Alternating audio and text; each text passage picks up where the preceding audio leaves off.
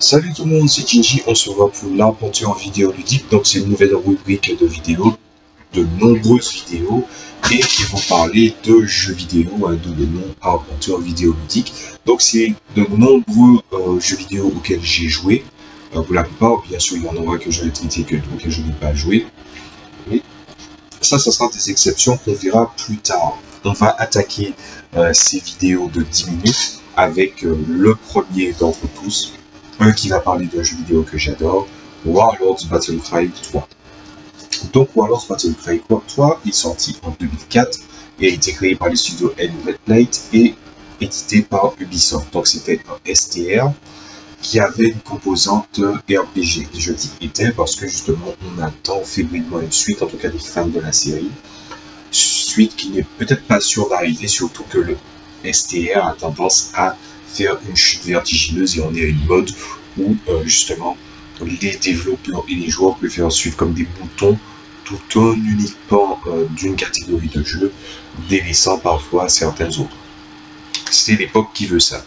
Donc c'est un STR médiéval fantastique où vous devrez créer un héros et aussi choisir parmi les 16 factions disponibles. Donc 16 factions complètes mais avec des défauts auxquels on reviendra plus tard, et vos héros ont des classes et ont une implication majeure sur votre personnage de non-Warlords.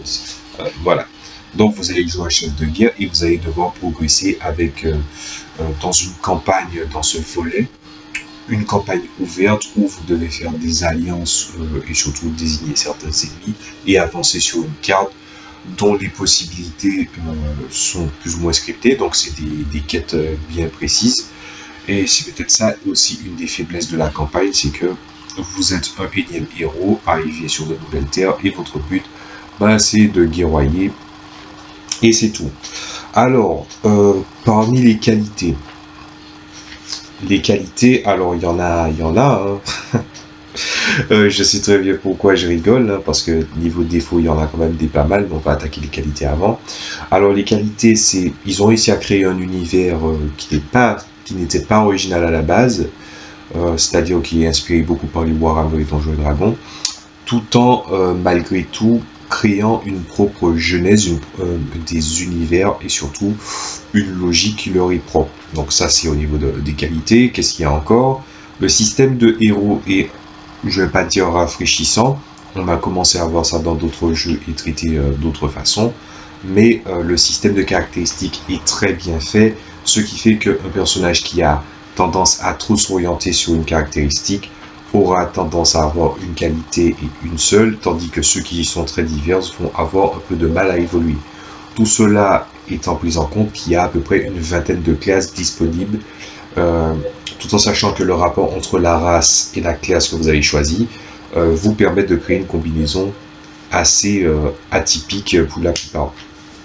Par exemple, il peut arriver justement que des races soient vulnérables contre tel ou tel élément, et par exemple, on peut faire quelque chose de farfelu, comme par exemple créer un héros qui est un démon mais qui est soigneur, donc qui a la capacité de purifier et donc chasser le chaos, autre que vos unités, donc toutes les unités chaotiques sont faibles contre vous. Ça c'est un des exemples. Ensuite, au niveau de la qualité musicale qui n'est plus approuvée, hein, la série des Warlords et Warlords Battlecry ont justement des musiques tout à fait somptueuses, et malgré l'ambiance générale qui est du médiéval fantastique, chaque volet apportait quelque chose. Si vous êtes dans le high fantasy et quelque chose de glorieux au niveau musical, vous préférez le 1. Si vous aimez les univers tels que Conan le Barbare, les musiques de ce volet vont vous enchanter. Et si vous êtes dans la contemplation et vraiment dans une musique entraînante, vous allez aimer les musiques de Warlords Battlecry 2. Étant joueur de JDR, hein, puisque je parle avant tout de JDR, par exemple, si vous voulez des OST faciles à obtenir et en plus qui justement vous laissera une trace indélébile une fois après les avoir écoutés, la série des Warlords et Warlords Battlecry est faite pour ça. Quoi d'autre encore? Au niveau des effets des pouvoirs, puisqu'il y a des écoles de magie chez certaines classes, Les écoles de magie sont assez diversifiées, de la magie des arcanes à la magie du temps, en passant par des diverses magies assez classiques, c'est-à-dire la nature, le feu, la glace. Mais ils ne se sont pas juste contentés de faire de la magie qui justement est élémentaire ou assez cliché. Par exemple, rien que la pyromancie, on pourrait juste dire c'est quelque chose qui est lié au feu, mais non, ça met aussi la thématique de la volonté et de la fureur symbolisant le feu, tout comme la glace, c'est le sang-froid, le calme et l'intelligence. Et ça, c'est quelques exemples que, si vous avez envie de jouer au jeu, je vais vous laisser le découvrir. Alors, les défauts. Eh bien oui, fallait y venir. Alors, des défauts, il y en a. Le défaut principal, je dirais, c'est les graphismes. Les graphismes de World of Warcraft 3 sont les mêmes que le 1, donc le 1 est sorti en 99. Ce qui fait que ben, ça date beaucoup, mais en plus les modèles justement auraient mérité d'être remaniés, ou qui sait peut-être sortir une version HD ou avec de meilleurs modèles, à défaut d'une suite, ça serait intéressant. Je vais vous donner un exemple qui va vous choquer. Je compte justement parler des jeux en toute transparence. Vous voyez, dans les enfants des années 70, 80, 90, on a toujours eu ces jouets bas de gamme qui justement ciblaient les animaux de la ferme, dont les boutons avec des sabots tout juste peints en noir. Ben, en fait, à partir de ce modèle-là, ils ont réussi à faire une unité dans le jeu. Et oui, les unités ont un côté très plastique, on aurait dit des figurines, justement. Et c'est vraiment dommage, hein, tout en sachant que par exemple il y a des effets qui deviennent un peu cheap avec les âges. Je suis pas très regardant au niveau des graphismes, mais même moi je sens que c'est chaud, surtout pour les unités, pas pour les effets spéciaux, et pour les cartes, ou voire même les bâtiments, hein, parce que les bâtiments, il faut avouer que même s'il y a un aspect vieillissant des graphismes, les bâtiments ont une esthétique qui reflète vraiment les personnages et leurs factions. Donc c'est plutôt cool. Ensuite, au niveau du gameplay, il n'y a pas vraiment de défaut, hein. D'ailleurs, on y reviendra tout à l'heure. Ensuite, je dirais que c'est un jeu qui a des mécaniques assez vieilles, un temps de réponse assez vieux. Si vous êtes habitué à des jeux comme Supreme Commander ou des Warcraft ou ce genre de jeu, ben vous trouverez le jeu un peu lent. Et même en le mettant sous forme rapide, ben justement, vous auriez le petit problème du le jeu, l'ordinateur va jouer mieux que vous. Parce que c'est simple, hein. Vous avez jusqu'à vous visualiser en train de prendre une souris, faire les manips et même faire les raccourcis. Ben, si vous jouez en mode empereur, c'est-à-dire le mode le plus élevé possible, ben, on aurait dit que l'ordinateur, il a plusieurs écrans et ça fait un côté inégal à la manière des Worms, hein. La stratégie, c'est soit vous faites des personnages, vous jouez contre des personnages extrêmement faibles et qui sont au-delà de la stupidité, il faut l'avouer.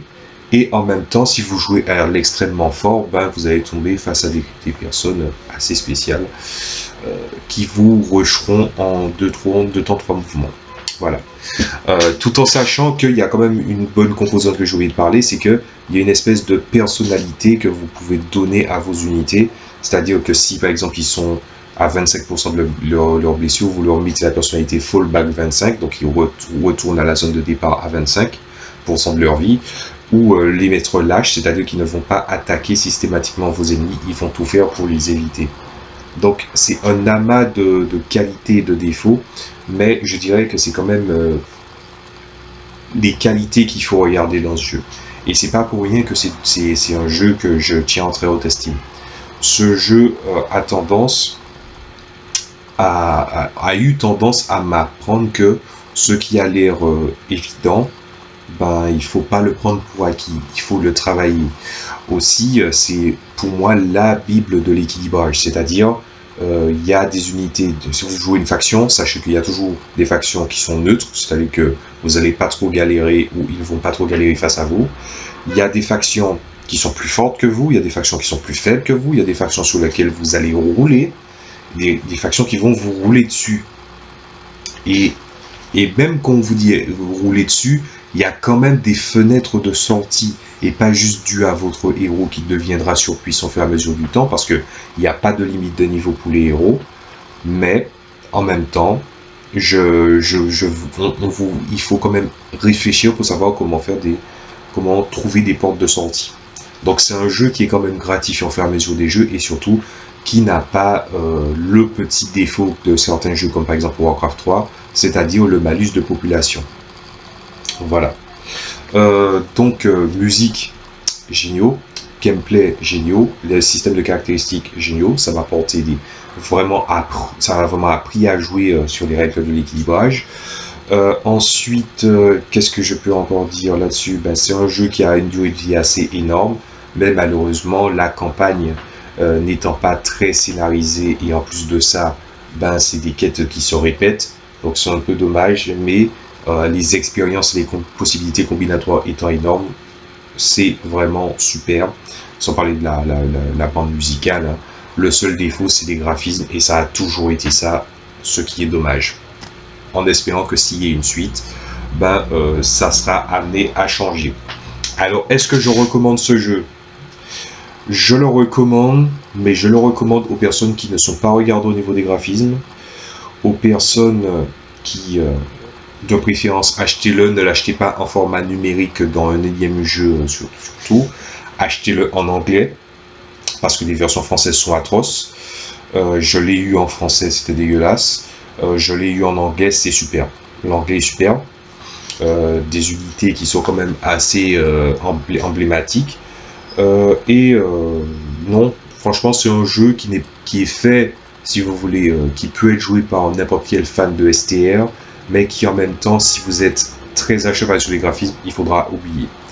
Et bien sûr, la petite note JDR, hein, parce que je parle aussi de JDR, si vous voulez de bonnes OST, la série des Warlords, sans aucune hésitation, je valide les deux, le jeu, la bande son. Donc c'était Gingy pour l'arpenteur vidéoludique. On a parlé de Warlords Battlecry. La prochaine fois, je ne sais pas ce que ce sera, mais j'espère que ça vous a plu. Bon, vous savez quoi faire avec les pouces, hein. Le partage, c'est surtout intéressant pour le référencement. Et je vous dis à la prochaine fois pour un arpenteur vidéoludique ou une autre activité sur la chaîne. Salut à tous.